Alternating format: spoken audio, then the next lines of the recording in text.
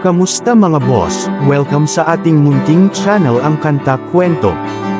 Dahil mahalaga ang inyong opinyon para sa akin, susundin natin ang mas nakakarami nating mga kakwento na pag-usapan ng ating mga idolo na sweet notes.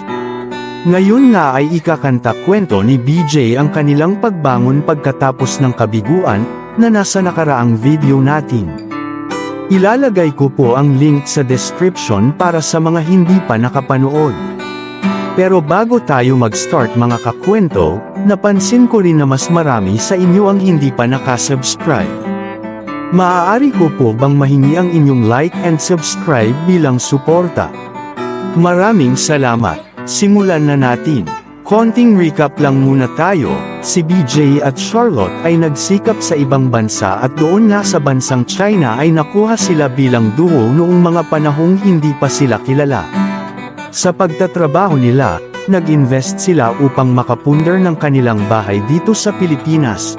Ngunit sila nga ay nabigo at napunta sa wala ang kanilang perang pinuhunan na umabot ng lagpas 200,000. At dahil sa kabiguang nangyari, sa pagbalik nila sa Pilipinas ay isinilang ang kanilang anak.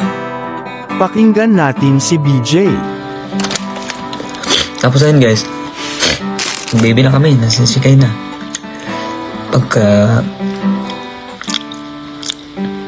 Pagkalabas ni Shikay guys, maniwala kayo sa hindi. Sobrang doon na nag-start na sobrang daming blessings na dumadating sa buhay namin. Kasi nga, di ba, hindi na kami nakabalik. Tapos nag-baby na kami. Ang ginagawa namin, doble kayo. Kasi may baby na, maliit. Ginawa namin, nagigig na kami sa fish court kasi tinanggap nila kami ulit. Pag uwi namin galing China, tinanggap nila kami ulit. Pag nag-close ang isang opportunity, God is always have a plan kasi meron siyang ibibigay na mas malaking opportunity. Tama yan, Ma'am Jeneline. Ayun, since may baby na kami maliit, so doble kayod ako. Kahit pandemic guys, lumalabas ako ng bahay. Hinahanap ko yung mga ninong G4 talaga, isa sa talaga sa nag-ano sa akin, tumulong sa akin ng pandemic para may maitustos din ako talaga sa mag-ina. Kahit anong ginagawa namin, live kami sa mga bahay para sa mga kilala ng ninong ko na may birthday. Ginagawa namin, nila-live namin sa bahay ni Ninong, tapos pina-flash nila sa mga bahay nila, sa mga malaking TV. Ginigreet namin sila, exclusive lang sa kanila, walang makakapasok na iba, parang ganun. Virtual gig yung ginagawa, at least mayroon akong income kahit pa paano. Yung diskarte talaga yun. Tapos dumating yung panahon, shoutout Ninong G4 na, dumating yung panahon guys na medyo hindi na ganun ka-strict yung Jensen. Pinayagan yung mga bars na mag-open, pero social distancing yung mga social distancing yung mga hindi pa pala pinayagan, hindi pa, before pa pinayagan ang mga bars na mag-open. In-invite kami ng, ewan ko tama ba ito, naaalala ko, in-invite kami ng fish court para mag-live stream lang. Pero sa bar nila sa stage nila, tugtog lang kami, nila live lang nila. Pero meron din namang mga mangingilan na mga customer na pumapasok. Pero yun nga, one sit up ay mga social distancing talaga yung tables. Kaya ayun guys, doon na yung nag-start na nasa fish court kami. Pag tumutugtog kami, nila live namin. Hindi namin alam, doon na pala magsisimula ang lahat. Sa pandemic at saka sa live stream namin sa fish court. Kasi meron kaming isang, kasi before kami mag-live dati, pag nagla-live kami, pag nagla-live kami dati, mostly yung mga viewers namin, mostly yung mga viewers namin nasa mga lang, 7. It's either more than 10 or below 10, andyan lang yan. Pero hindi na yan naabot ng mga 15 to 20 people. So, sanay ako sa mga ganun. So, ginagawa ko lang, live stream lang habang ganyan. Papakita ko sa inyo yung footage Hanapin ko para sa makita nyo talaga, para ma-picture out nyo yung kwento ko. Sweet notes. Yung nangyari, andito, inom gamot pre. Salamat pre. Shout out kay Joseph Lagiman. Nasa gilid ko lang yung camera.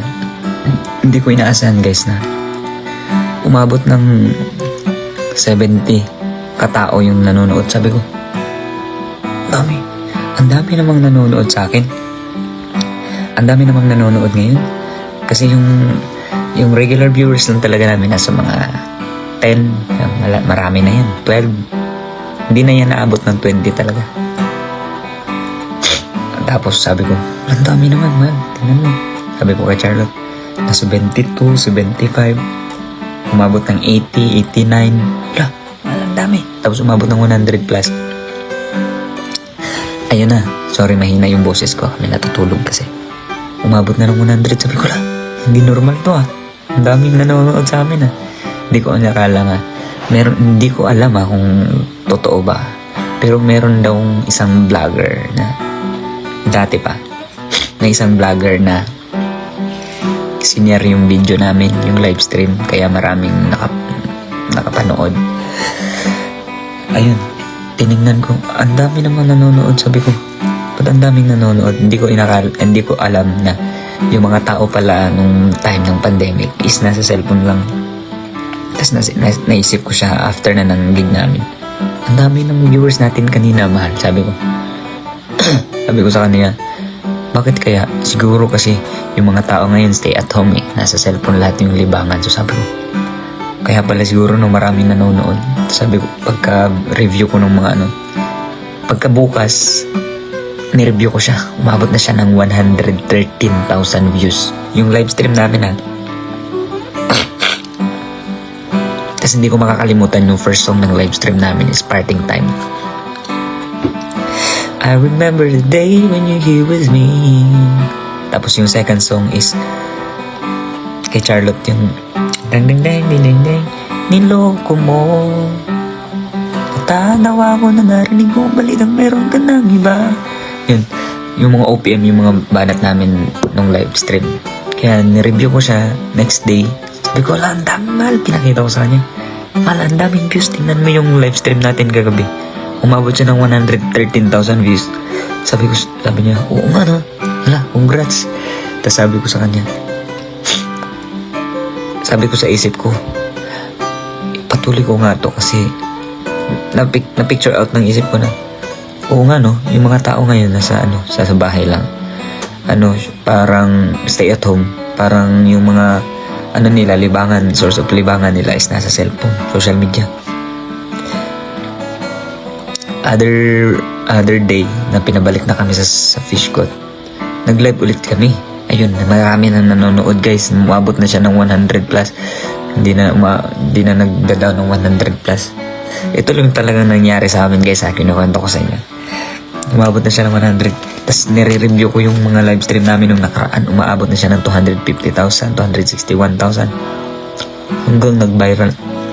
Hindi ko inakala umabot siya ng 700,000. Yung live stream na una-una, umabot siya ng 900 hanggang nag 1 million siya guys. Tapos kami hindi na mapakali. Yung followers ng Sweet Notes Music na page dati, yung ginagamit namin mag-live, nasa mga, maniwala kasi hindi, nasa mga 702. Hindi ko makakalimutan yun.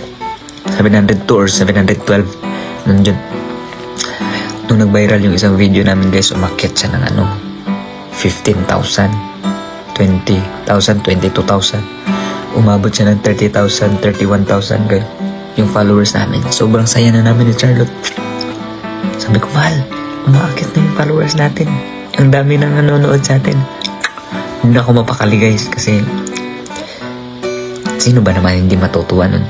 Hindi ko naman siya talagang pinangarap na ganun makilala kami sa social media, pero binigay ni Lord. Sa kahit anong kabiguan, huwag tayong mawawalan ng pag-asa. Walang ibibigay na pagsubok ang Diyos na hindi natin kayang lagpasan. Sa paglagpas dito ay may naghihintay na tagumpay.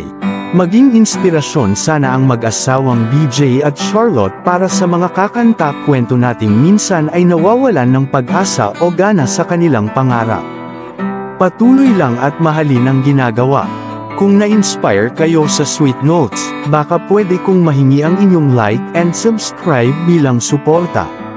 At kung may nais kayong ikanta kwento natin sa susunod nating kwento, ay comment nyo lang yan sa ibaba.